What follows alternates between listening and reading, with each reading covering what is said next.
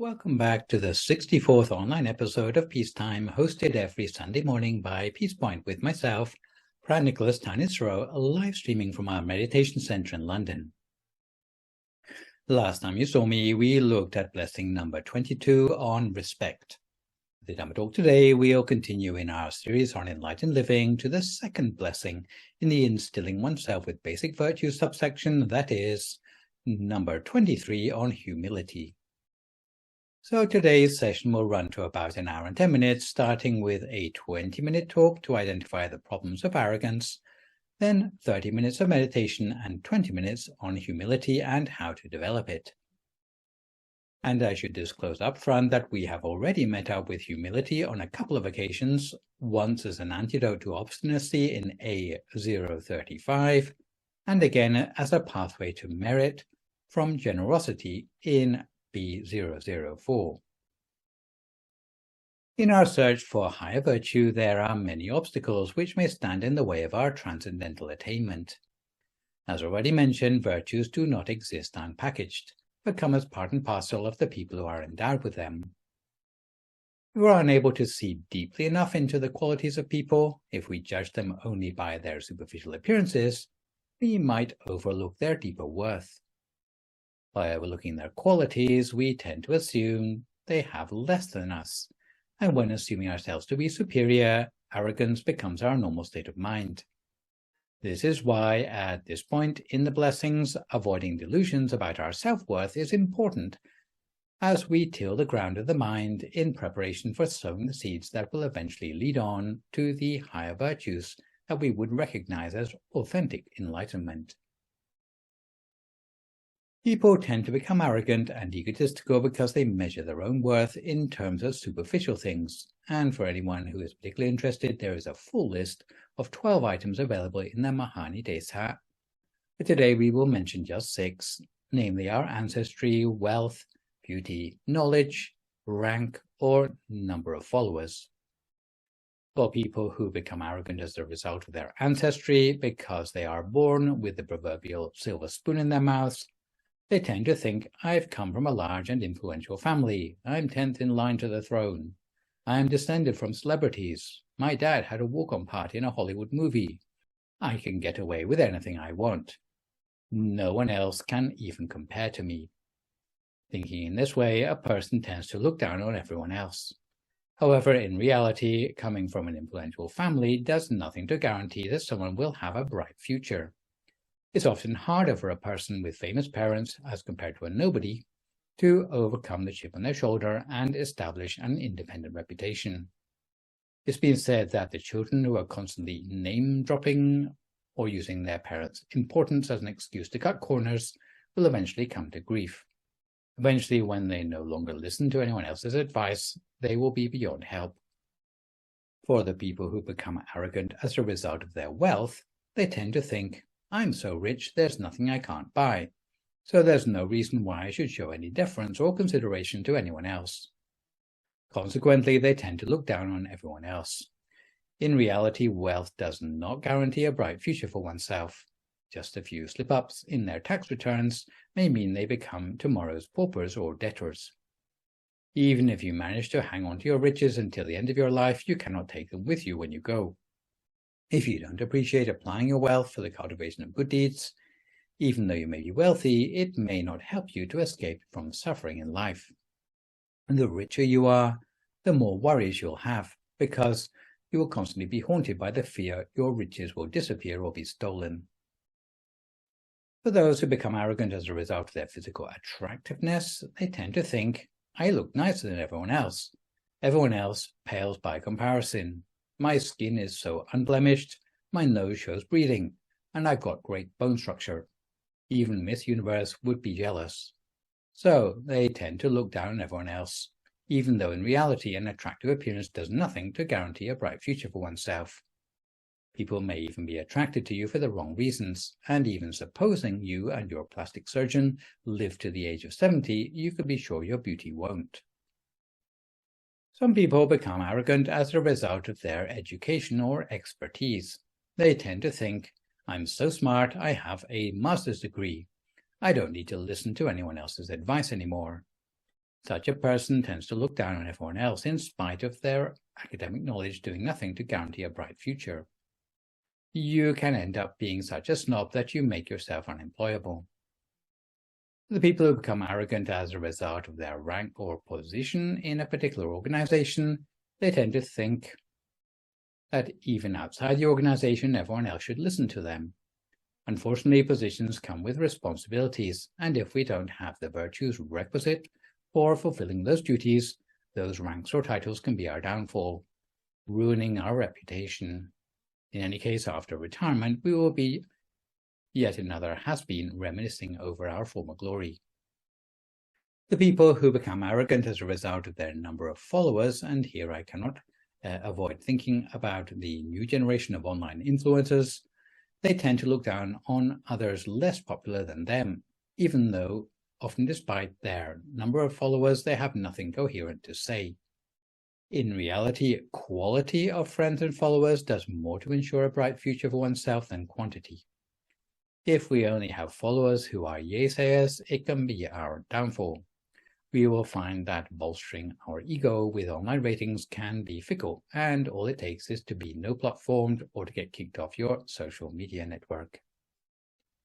The world tends to measure our worth in terms of these 6 factors, while common sense tells us that none of these 6 things can actually stay with us permanently. Most are out of our control. If you examine what we can actually call our own, you will eventually find that all we can call our own are the good virtues that we've cultivated in our hearts. Furthermore, you should ask yourself what is actually improved in the world by you looking down on other people. Does it make others appreciate us more, or does it irritate other people so that they will never want to do anything to help us a second time? It's like a person who wants to be praised for their wealth and who behaves like a big spender in spite of the fact they can't really afford to do so. Because of their frivolous spending, they go further and further into debt day by day as the price of their pretentiousness.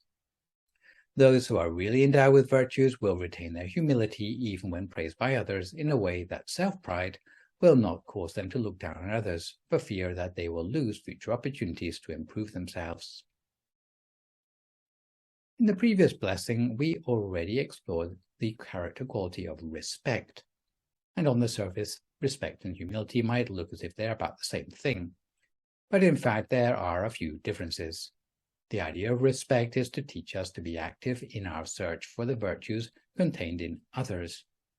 A respectful person would be someone who actively looks for the good things about other people instead of finding fault with them, and who expresses their respect through their thoughts, words, and deeds. They would be a person who is able to recognize people's worth according to reality rather than superficial appearances. Humility, by contrast, is a virtue based on the way we see ourselves. To be a humble person is to reflect on one's own weaknesses, finding fault with oneself, and estimating one's own worth according to reality rather than superficial appearances. A humble person is not someone to boast, but someone who shows deference to others in order to maximize the amount of goodness absorbed from them. A humble person does not overestimate themselves in terms of their good qualities in relation to others, to maximize the chance to learn from them. A respectful person may not necessarily be a humble one. A respectful person who has no humility might be observant enough to recognize the good qualities in others, but they may not be able to bring themselves to show any deference to such a person in order to learn from them. Instead, they always like to compare themselves to other people in an unrealistically favorable light. They say to themselves, even though you're the best at this, I'm the best at that, so I'm as good as you.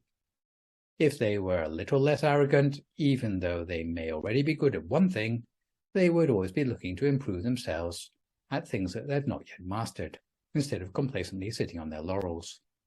So not overestimating ourselves while avoiding the arrogance of looking down on others is the main objective of studying this blessing about humility. Loss of humility, judging our worth in superficial terms and arrogantly looking down on others, causes 3 sorts of harm to ourselves, others, and society at large. In terms of damage to yourself, you lose your opportunity to absorb goodness from other people. When you estimate your own worth too highly, you will tend to think you are already good enough and have no room for improvement, failing to see anyone who matches your own talents. In terms of damage to others, often people's arrogance starts with good intentions, such as not tolerating fools gladly. However, their haughty discrimination will degenerate into being touchy about trivial things and will end up causing disagreements that destroy friendships. It's rather like a building with a narrow foundation. Generally, it cannot be built very tall without toppling over. Similarly, arrogant people will not get far in teamwork. Because of the conflicts they always have, they will always prefer to work alone, so their life's achievements will never amount to much. In the words of the famous Buddhist master of meditation, Luang Por Wat Bak Nam, to look down on others even without realizing it, seeing others as weaker than oneself, speaking irreverently to them, is like stoking a fire which will spread from the lower stories, eventually to reach the gables. Even the smallest house fire will spread to the gables, and in the same way the resentment of juniors can destroy the person who governs them, unless they are compassionate and wish only happiness to those working for them, especially the less privileged than themselves. In terms of damage to society at large, arrogant people have many negative consequences for society, namely the breakdown of law and order and disharmony. In terms of the breakdown of law and order, arrogant people don't tend to respect the law and always expect to be treated as an exception to the rule. Society will break down if it encourages such behavior. In terms of disharmony, social instability and vulnerability to colonization, in a society where arrogance prevails, it will be difficult for any lasting harmony to come about. A society where arrogance is widespread is like sandy soil which cracks into individual clods in the drought of the dry season. But even when the rains come, although the ground is wetted, the soil will still remain rigidly cracked into its individual clods.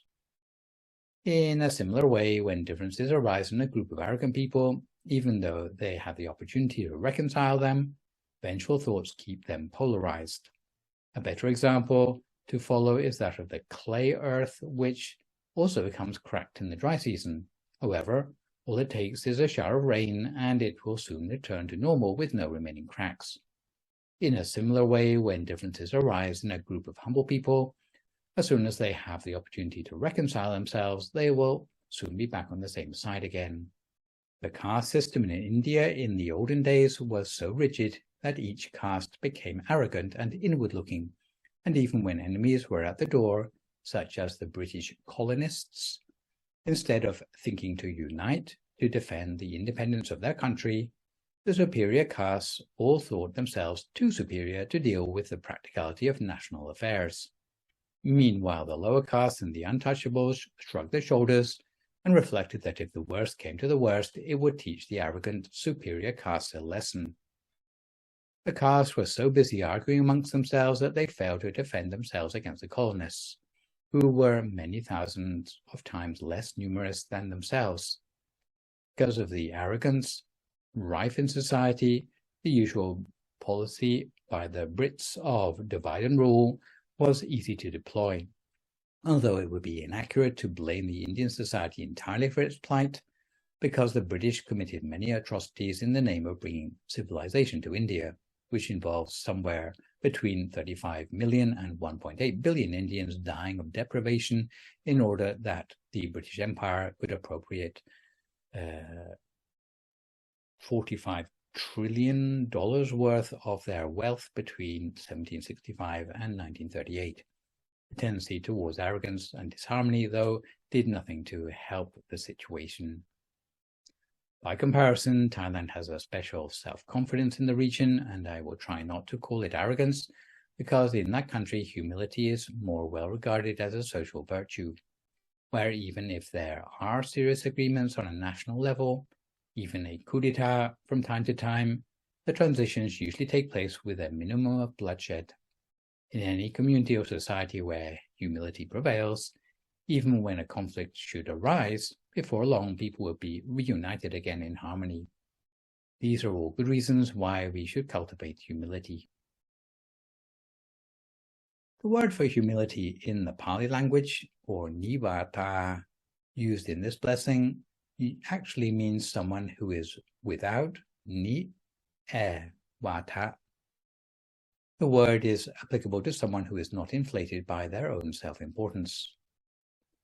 If you were able to see into the mind of a humble person, you would notice that they have the characteristics of freedom from false view, self-pride, self-importance, stubbornness, and, by contrast, workableness of mind. In terms of freedom from false views, which refer to erroneous worldview concerning the nature of life and the world, so negative or out of keeping with reality that they obscure any intention to cultivate oneself for the better. In terms of freedom from self-pride and self-importance, self-pride means the belief that you are always superior to others. Aristocracy look down on the plebs, the rich look down on the poor, townsfolk look down on the country bumpkins. In a nutshell, people tend to be proud of themselves for the wrong reasons. In terms of freedom from stubbornness, the mind of a humble person is flexible like greenwood rather than being tough and brittle like deadwood. Deadwood stands unyielding in the wind. If the wind gets stronger, it will remain unmoving. However, if there's a gale, it will break in two. Pushed to its limits, the damage to the deadwood is irreparable. No matter how much more water or fertilizer you give it, it will not come back to life again. This can be compared to an arrogant person who will never show any deference to anyone else and thereby forgoes the opportunity to absorb virtue from others. By contrast, greenwood is soft and flexible. In a breeze, it will bend and twist with the wind. If the wind gets strong, then it will bend double, or even go flat to the ground. When the wind has passed, then it will stand upright like before. If you give it a little water after the dry season, it will soon break into leaf. This could be compared to a humble person who will adapt themselves favorably to any situation or person from whom they can absorb virtue. So in terms of workableness of mind, the person with humility has a character that allows them to adapt appropriately to any situation. A humble person tends to behave as if they are of no importance. Their virtues speak for themselves, and they don't need to advertise them. It's like a diamond, which will always be a diamond, whether you advertise it or not. A humble person doesn't need to show off their strengths, to be stubborn, or to make a fuss. For this reason, a humble person is sometimes compared to a bottle that is full of water, which makes no noise when shaken. Similarly, a person full of virtue doesn't need to boast about the virtues they have. However, a bottle that is half full of water is noisy when shaken, like a person lacking in virtues who feels compelled to boast about what little they do have. Because humble people know their own worth according to reality, and they are characterized by humility through the channels of body, speech, and mind. In terms of humility through physical actions, a humble person is not arrogant in their body language or their manners, but at the same time they are not obsequious. They know how to make themselves endearing to others by their behavior, but at the same time they have confidence in themselves. It is someone who is always ready to mold themselves to the convenience of others like a piece of soft clay. They'll be able to get along with everybody and fill the gaps in situations of social disharmony. They'll be good-mannered to seniors and subordinates alike. They give things due respect rather than pretending that they are the equal of others out of their league. They're always careful to be consistent in their cultivated manners with no matter what walk of society they are dealing with. They mold themselves favorably to any situation that will bolster their virtue or reduce their bad habits. And this is in stark contrast to the body language of arrogant people. Arrogant people will often be physically unable to bend their body to express humility, such as bowing or even lowering their head in deference. In terms of humility through verbal actions, a humble person is not arrogant in the way they speak. Their words express the purity and good intention in their heart. Their words are soft rather than being sarcastic or boastful. If they make a mistake, they will be quick to admit responsibility. If they receive praise from others, they'll be quick to thank them for the compliment. They don't do others down for making mistakes. If they see good someone else has done, they will be quick to congratulate them for it. Because their thoughts are without guile, the words that come from their mouths are always considerate. The manner of their speech is gentle but not weak. They refer to people by their appropriate titles. Their speech is therefore endearing to all who hear it, and this is in stark contrast to the rigid speech of arrogant people, characterized by patronizing comments about others, or who never let others forget how they are related to the royal family or have a high rank in the civil service. The words they say are nauseating to all who hear them. In terms of humility in their thinking, a humble person is not arrogant even in the way they think. They may be soft and gentle in their approach to all things, but it doesn't mean that they are weak or indecisive. Never complacent about their abilities, they will always be looking for ways to improve on them. They don't assume that they are always right, and they are open to others' opinions. They don't get angry if they don't get their own way, but they look for ways to adapt their thinking to the needs of others within the framework of scrupulousness laid down by the Buddha. This is in contrast to the untrained mind of an arrogant person, which will tend to be subject to abuse, especially those concerning self-importance. In any situation where they must forego their individual whims in order to better work as a team, they will often find it hard to adapt. They will always want to be the leader of the group, even if they don't have the capability. So just before we come to time for our meditation today, we have time for a quick story from the time of the Buddha, which deals with the damage coming from the arrogance between royal families at that time. Though the Sākya clan were the ancestors of the Buddha, they had one weakness, which was their arrogance about the long pedigree of their clan, which led them to look down on everyone else. Normally they would not even deign to marry outside their own dynasty. This is why when King Pasenadi of Kosala, hoping to secure good relations with the Sākyans, asked for the hand of a Sākyan maiden in marriage, they had a difficult decision to make. In the end, they succumbed to their normal arrogant ways, and instead of sending a real princess, sent an illegitimate half-caste daughter born out of a relationship between a Sākyan king Mahanama and a slave girl. The child was therefore an untouchable. King Pasenadi didn't know, so he had a huge state marriage organized. Later, a prince was born out of that marriage called Prince Vidūdabha. He was very clever because of hybrid vigor. He wanted to know about his maternal relatives. When he grew up and went to visit his maternal city of Kapilavastu, he was still looked down upon by all the Sākyans, and he was given reluctant hospitality. On the way home after such an inhospitable visit, one of Vidūdabha's generals remembered he had forgotten something important in Kapilavastu. So he returned to the city and found that the Sākyans were scouring the palace with milk. When he asked the reason why, they told him that Vidūdabha was an untouchable, and they must disinfect every place he had trodden or sat. When Pasenadi heard the news, he removed both the queen and the prince from their positions, and was going to invade Magadha. The Buddha talked him out of it, explaining that whether Pasenadi attacked them or not, the Sākyans would receive the fruits of their own karma. The Buddha also advised Pasenadi to reinstate the queen, saying that the paternal blood was more important than the maternal. Pasenadi followed the Buddha's advice, but Vidūdabha found it less easy to forgive the Sākyans. He vowed that as soon as he became king, he would wreak vengeance and scour the earth of Kapilavastu with the blood of the Sākyans. Before long, Vidūdabha ascended to the throne and marched against the Sākyans. The Buddha knew what would happen and appeared to Vidūdabha at a sand heap on the road between Savatthi and Kapilavastu.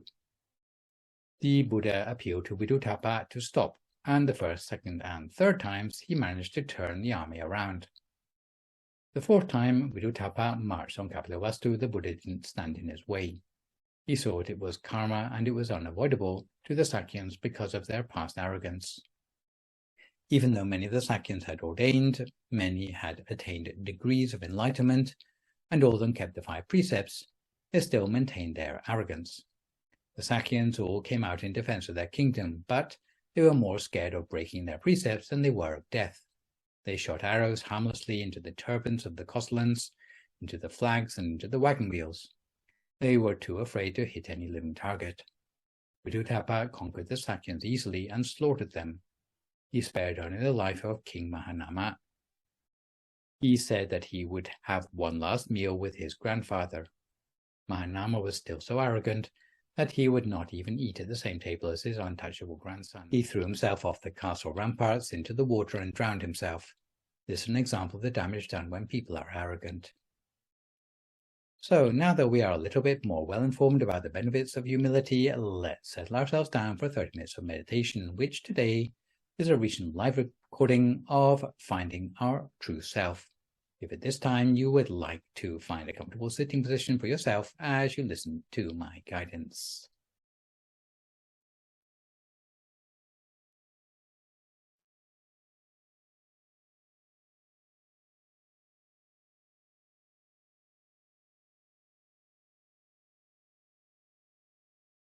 So if you'd like to start by closing your eyes very gently, finding a comfortable position for yourself, and realigning our mind with the place that feels most comfortable for us at the center of ourselves.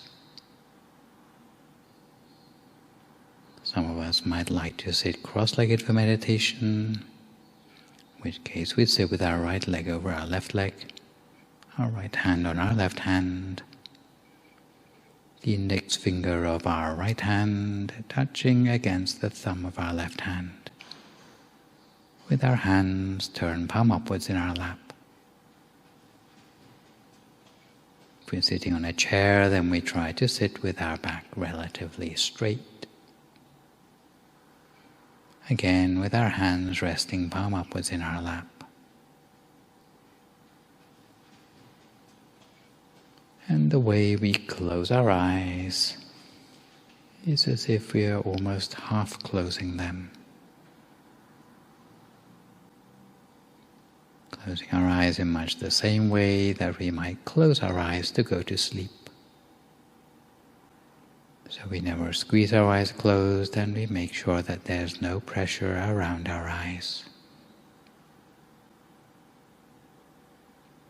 And we take special care by scanning down through our body to be sure that each and every muscle inside us is as relaxed as possible.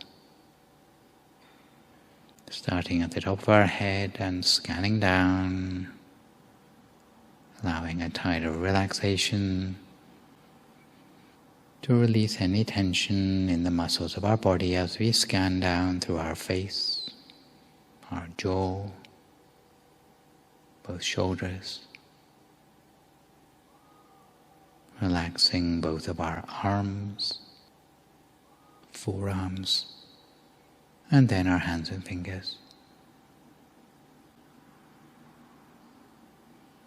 Continuing on down, we relax all the muscles of our torso,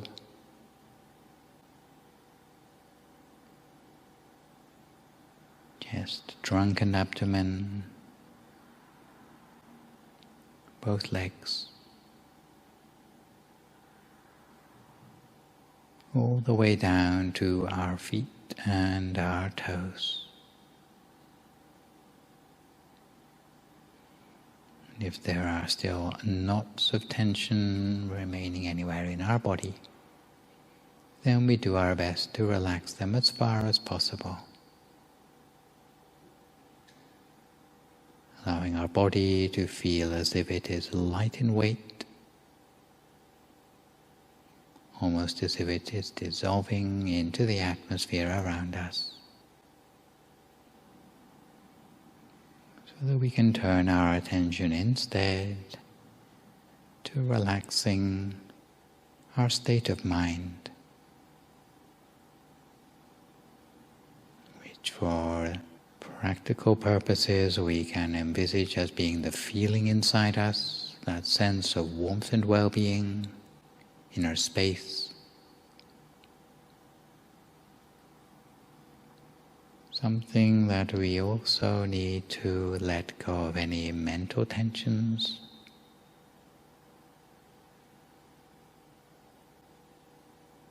any of the clutter still remaining in our mind.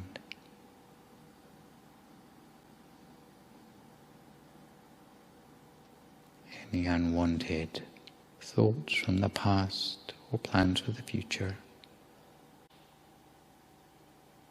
And to put ourselves in an appropriate state of mind for the meditation ahead, we might try conjuring up a sense of happiness and joy in the mind. It seems to completely fill every last molecule of our being.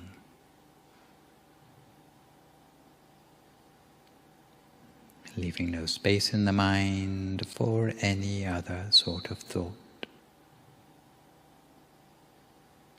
When we feel relaxed and refreshed, both in body and in mind,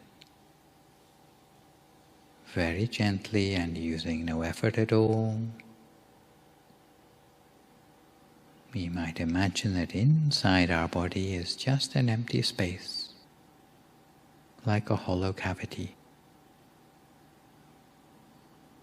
Or as if our whole body has been transformed into a sort of transparent bubble with nothing on the inside. Within this empty space of our body and mind, in order to act as an anchor for our attention, we might conjure up a picture such as a bright shining sun, full moon, a star, perhaps a crystal ball, as if that object seems to appear inside the space of our body.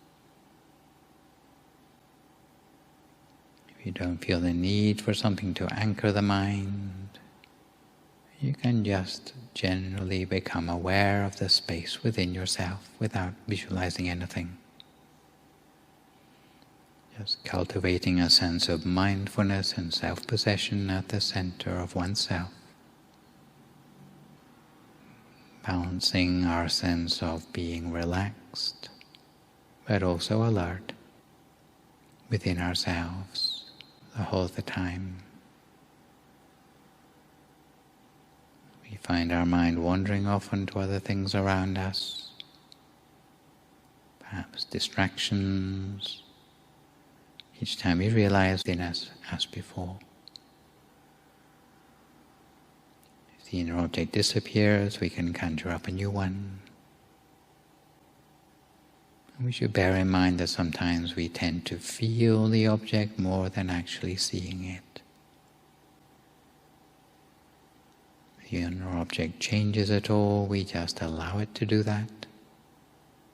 There's no need for us to change it back. We can allow our practice to become one of observation, simply observing without interfering, as the inner object continues to transform on its own. And the way we observe as a meditator is to maintain a light but continuous contact between our awareness and what is going on in our mind. Observing without allowing any thoughts to arise in the mind, without any questions. Once the mind starts to settle more and more, we'll notice that from a first object in the mind, there's a sense of expansion and opening up at the center, which allows the inner object to expand outwards in size, expanding beyond ourselves, until the object seems to become so large in size that it extends over the horizon, at which point a new object will come up in its place, often brighter and clearer than the last. Often within our tradition they are described in terms of inner spheres. Sometimes they can even come in the form of inner bodies. such as the astral body and many more in that sequence. Within our tradition, the great abbot of Wat Phra Nam, the originator of the tradition, talked about sets of inner spheres, which are like inner dimensions of our own life, our own human condition, but on a subtler level within ourselves. For those who are really adept in meditation, it's possible to study and learn from the inner life, the feelings, the mind, the truth of each of these inner bodies and spheres, to explore ourselves on many levels, many dimensions. The deeper we go, then the more subtle these inner states become, the closer they approximate to the truth, the more accurately they align themselves with the real nature of life and the world.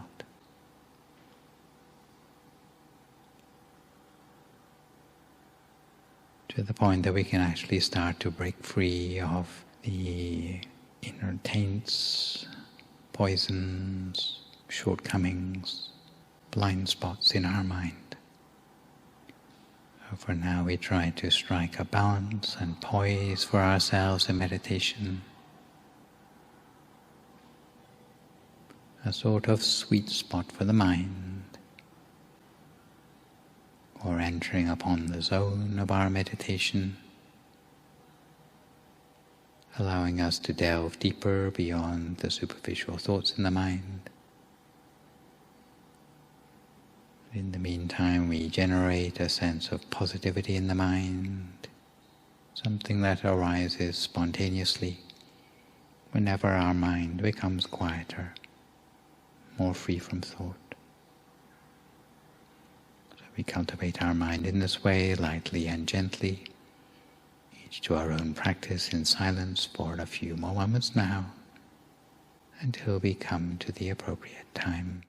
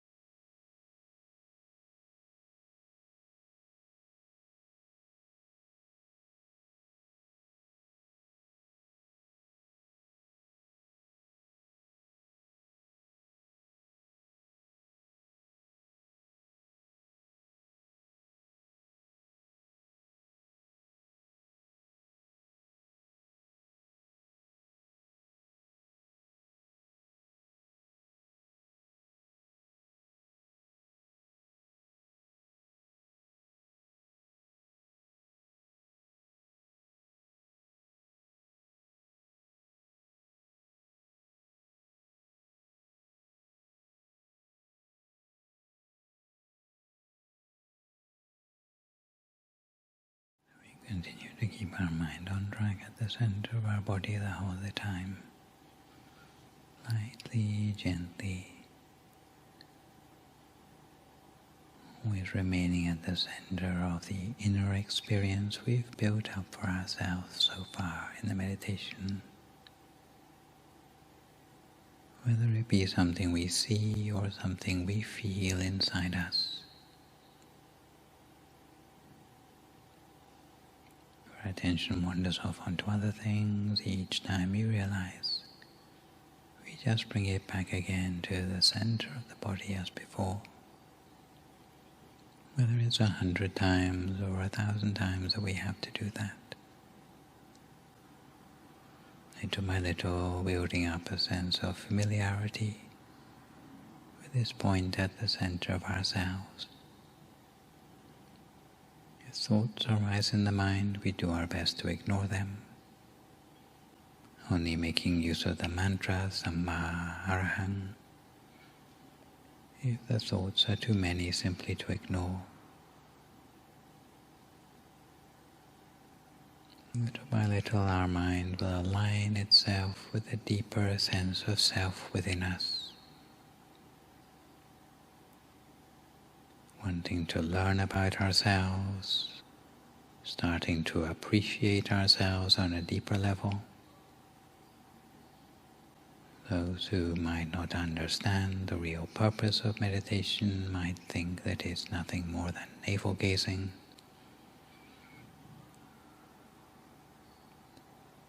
or encouraging our own sense of ego,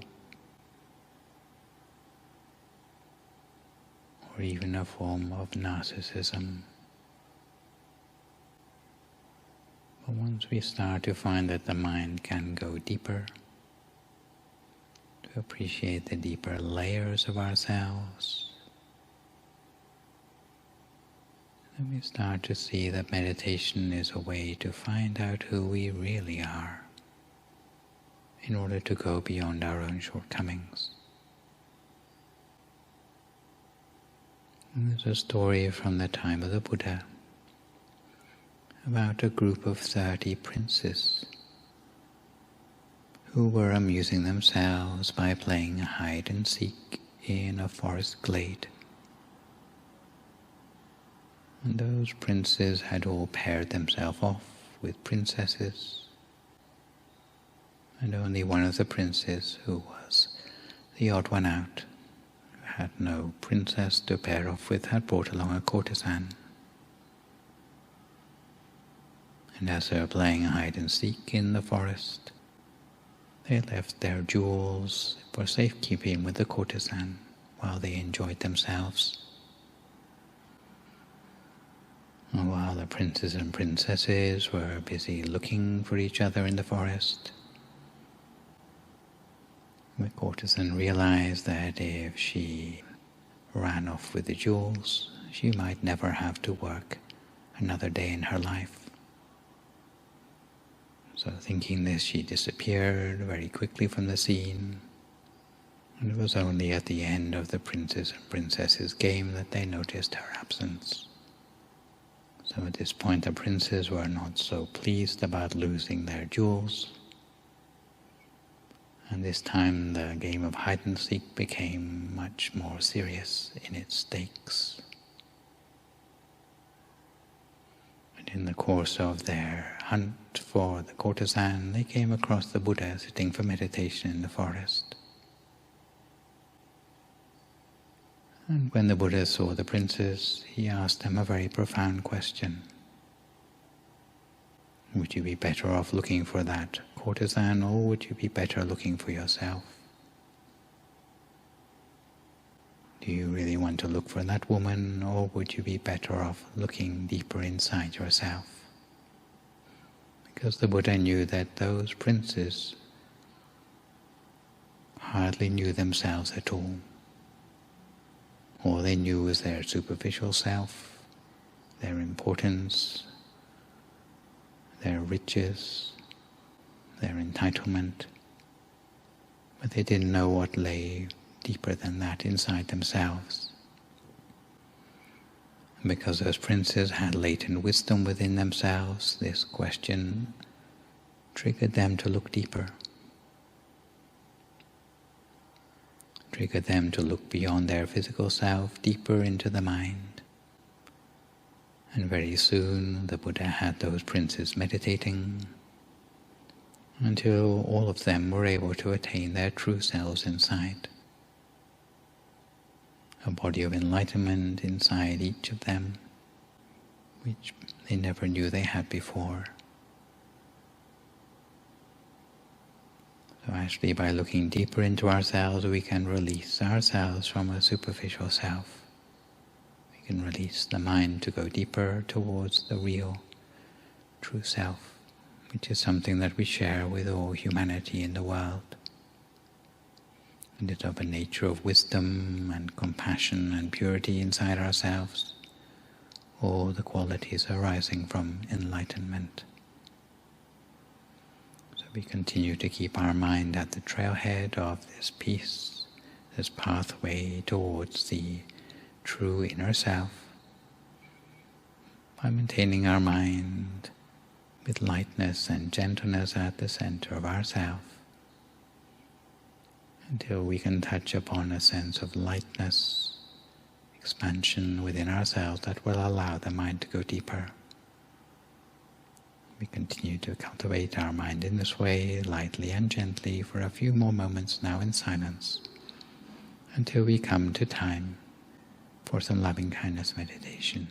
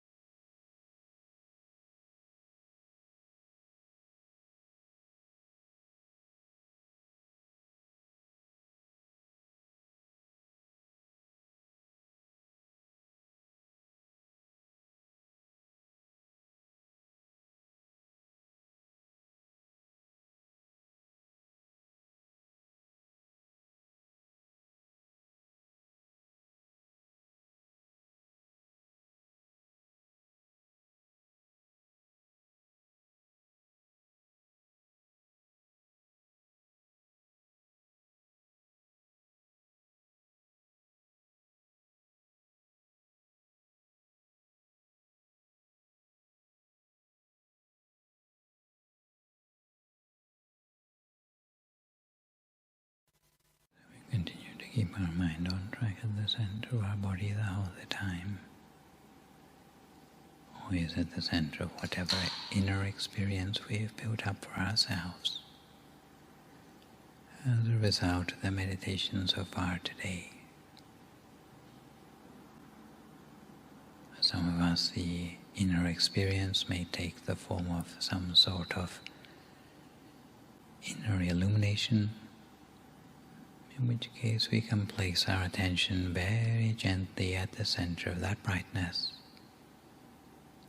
so gently that it expands outwards from that central point, all on its own. For others it may be more of a feeling like that of well-being. Again, if we touch gently at the center of the feeling, then the feeling will expand outwards, spreading throughout our whole body. For others it may be more like inner imagery, objects in the mind, large or small. We place our mind at the center of the object, then the objects will also expand in size. as if we were focusing in on them with a magnifying glass. This way we allow the inner experience to become larger in size by a process known as the spreading of loving kindness. Allowing that inner experience to extend throughout our body first of all, with the affirmation that may I be well and happy, may I be free from all suffering. Allowing those words of compassion to reach into the very fiber of our being, to every cell of our body.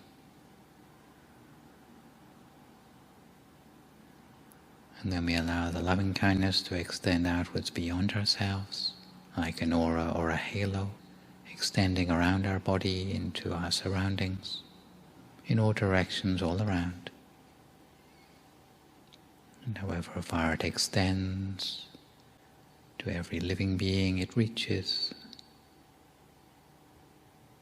it does so with the same affirmation that may all those living beings also be well and happy, free from suffering, live together in peace and harmony. We extend our loving kindness in this way, initially outwards into the whole of the room in which we are sitting for meditation, all the living beings therein, all sentient beings, those we can see, those we cannot see. We extend loving kindness to them all without exception. Wider still to the whole building, outwards to the whole neighborhood, almost as if we were extending our loving kindness across a map seen in bird's eye view, extending further outwards to the whole municipality, town and county,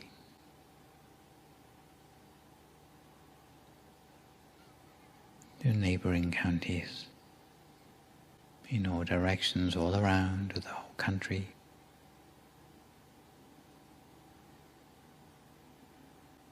to all living beings in neighboring countries,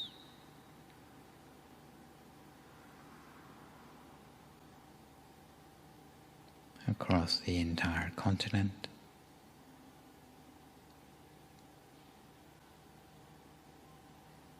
and eventually to all the continents of the world, to the point that our loving kindness extends across the whole of the face of this planet, bringing compassion, loving kindness to all beings, whether on the land, in the air, or in the sea, touched by our loving kindness, with the pure intention that all these living beings be well and happy, free from suffering, live together in peace and harmony, let world peace become a reality within our own lifetimes. We can extend loving kindness in all the 6 great directions, to the front and to the back, right and left, above and below, almost like beams of loving kindness extending outwards, limitlessly into the universe, taking in all living beings wherever they are to be found, without exception.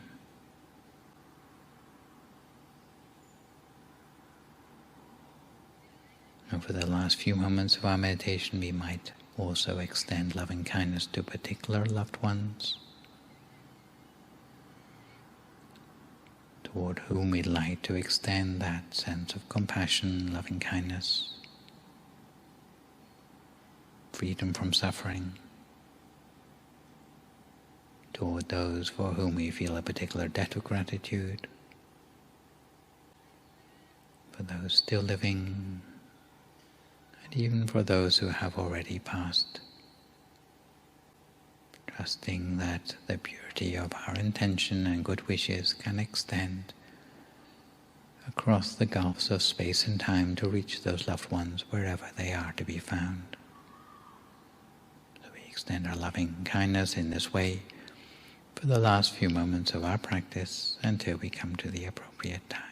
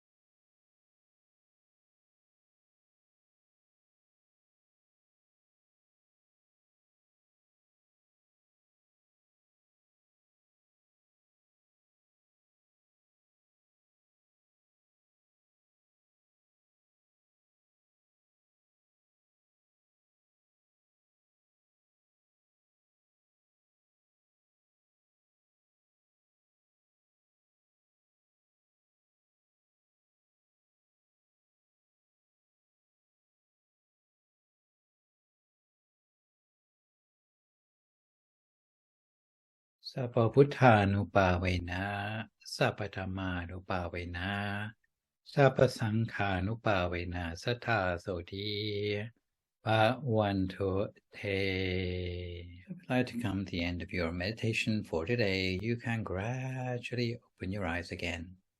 If you feel at all uncomfortable, then slowly try changing to a more comfortable position before gently finishing your practice. So to return gently to our subject matter for today, it turns out that humility is one of the subjects that is easy to understand in theory, but difficult to develop for real in one's character. So for what it's worth today, I'll start with a general writing on the wall about becoming more humble before moving on to some specifically Buddhist advice for its cultivation. Perhaps a good place to start with cultivating humility might be the recognition that you are not always right, and you do not always have the answers. It also requires an acceptance of yourself, warts and all, which many of us will find challenging. It's relatively easy to be humble when you are at the bottom of the food chain, new in a job, or very junior. However, the more senior you get, the more likely people will start to treat you as an infallible person with all the answers. If you are not careful right at the moment when you most need the humility, you can end up in a senior position suffering from a chronic case of arrogance. Being humble is one of the best and most admirable characteristics a person can have. Unfortunately, it is rarely seen in today's world. A humble person doesn't go out of their way to show off their accomplishments. In fact, if you don't ask, then you might never know. They tend to be understated about everything, and other people tend to regard them as being nothing more than a kind and sympathetic person. These kinds of people are confident in who they are in a way that doesn't have a need for other people's validation for their accomplishments. More importantly, humble people never forget that they are likely not the best person in the room. They actually might thrive in connecting with people more experienced and well-versed than them, because this means that they can learn from them. So, to see how we can get to this point, I have summarized down to 12 tips that received advice on the cultivation of humility. The first thing is to admit that you're not the best in everything, even though you have tried your hardest to achieve that. It is the point where you're okay with admitting that there will always be someone better than you. Second thing is to recognize, along with the best parts of ourselves, that each one of us has our flaws. Recognizing that being human comes with both strengths and weaknesses, and the faster you accept both, the more humble you can become. The third thing, although there is a blessing to deal specifically with its development later on at number 25, is that we need to learn to be grateful for what we have. If you can be thankful for everything you possess and achieve, in other words, to take the time to count your blessings and be thankful for them, taking time to stop and remember what you have to be grateful for is a good way to cultivate a more humble and positive frame of mind.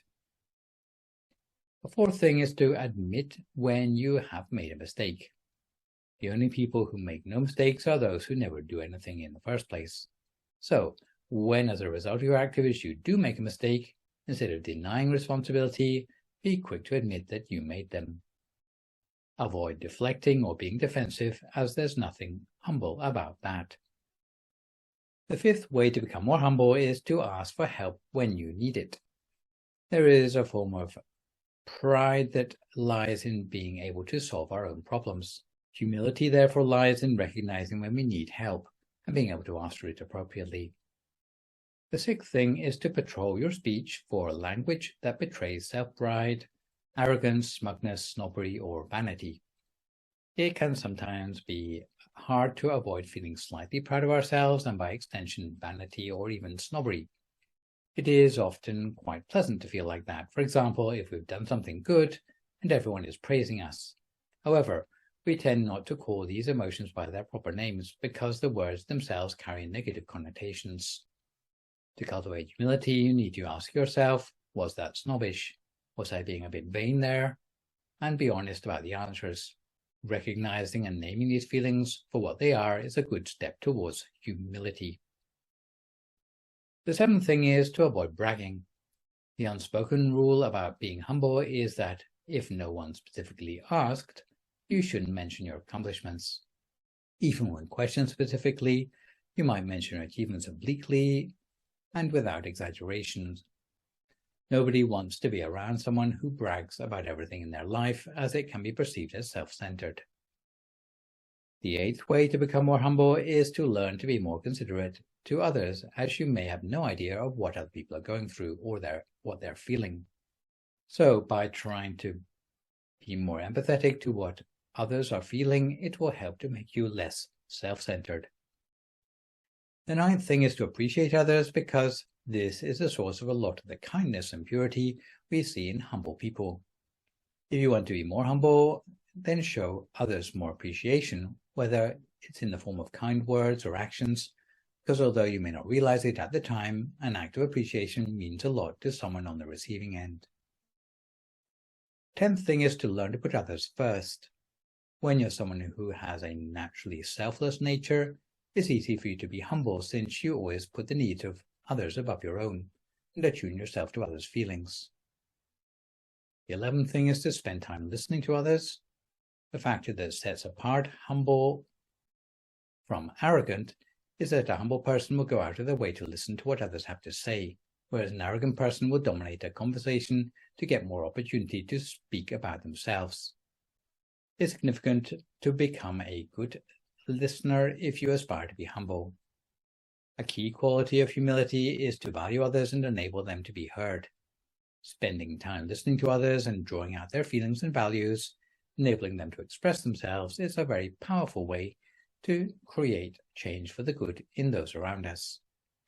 It's important to remember that you're not always trying to solve another person's problems, and sometimes it's not even important that you have an answer to them. But what is important to the person you're listening to is that you respond to them as a fellow human. Final thing is to seek feedback on a regular basis. Whether good or bad, humble people aren't afraid of receiving the full spectrum of feedback in their lives, especially when they know it can be potentially very beneficial in order to improve their lives. And as a consequence, they would welcome constructive criticism, even when it's negative feedback, which isn't always the easiest thing to hear out. After all, nobody wants to hear about their faults and wrongdoings from someone else. Seeking feedback from others on a regular basis is particularly important for leaders who otherwise end up isolating themselves. In practicality, you may need to provide the time or opportunity for others to give you feedback, anonymously if necessary, to make it clear that you welcome their opinions. Listen to the feedback openly and then be grateful. Everyone has tendencies towards arrogance, and these are often worsened when people get hot under the collar about their identity or loyalties.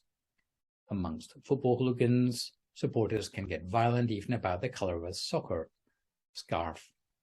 Whereas pandering to a person by flattering them, which is the verbal equivalent of getting them enamored by their own reflection, can be a surprisingly efficient way of getting them to stop being obnoxious. So, knowing how deeply ingrained arrogance can be, even from an early age, there are some additional Buddhist trainings that help a person to restore humility to their character, namely by avoiding flatterers, being more thorough about our actions, and cultivating mindfulness. The first Buddhist way to cultivate humility is to avoid flatterers. If we have the feeling that we have a tendency towards arrogance, the sort of person most likely to encourage our arrogance is the flatterer. Instead of succumbing to popularity with flatterers, we need to seek out those who, on a regular basis, dare to point out our delusions. Such people may be found amongst our teachers or elders, but they might even be responsible friends or those who have a lot of virtue. Such friends will give us accurate feedback about ourselves instead of telling us what we want to hear. The second Buddhist way to cultivate humility is to try to be thorough and think carefully before you do things. There may be seemingly trivial things that you do that may seem trivial to you, but which come over as arrogant in other people's eyes, whether it be the way you dress, the car you drive, the opinions you express, or your claims on the ownership of ideas. Even in a supposedly egalitarian society, lack of care in any of these behaviors can be irksome to superiors in the workplace or elders and betters more generally. The third Buddhist way to cultivate humility is to practice mindfulness and focus on the present. A key part of mindfulness is accepting a situation for what it is. An important element of mindfulness for humility is accepting yourself with all your faults, in order to give yourself the motivation to improve, while not looking down on others who might have the ability to teach you something useful. Another aspect of this mindfulness or recollection of death, which will remind you of the urgency to collect good deeds for your remaining time on this earth.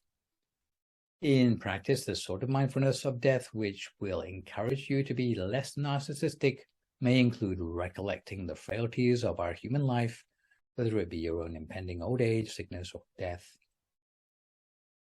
And in this respect, there is a story about the right-hand disciple of the Buddha, whose name was Sāriputta. And although this story could very well have been a story about the development of mindfulness, it does show a clear link between mindfulness and the development of humility. Once there was a monk in the Buddha's monastic community who had a certain grudge against Sāriputta and made a false accusation to the Buddha, claiming that Sāriputta had bumped into him without apologizing. Having been accused of arrogance, the Buddha requested Sāriputta to speak up for himself to defend his standards of humility. Sāriputta explained, "Because I'm a person who is steadfast in mindfulness, I'm careful of everything I do. I'm mindful of the body with just the same care that a man would carry a tray filled to the brim with oil while being stalked by a sword-brandishing guard threatening to cut off his head, should he spill a single drop. My humility can be compared with a rag duster, a bull with broken horns, like an untouchable child who blunders into the village of another caste, all of whom have no opportunity to indulge in their self-importance.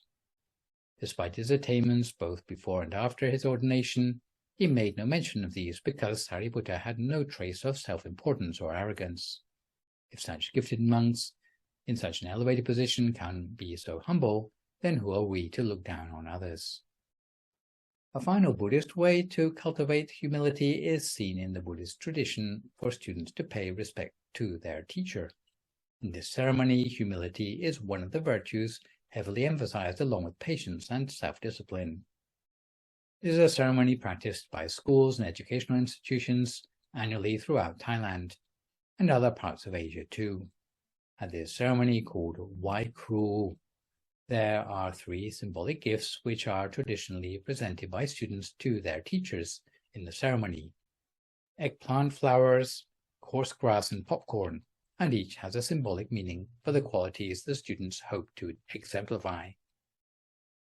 The eggplant flower is a symbol of humility because every flower that will give rise to a fruit must bow its head towards the ground. Flowers which hold their head high will give no fruit and in the end will wither. In the same way, humility is a quality of every student who will receive a teacher's knowledge to the full. Just as water must flow down to a lower level, The student who is humble will receive the most knowledge most quickly.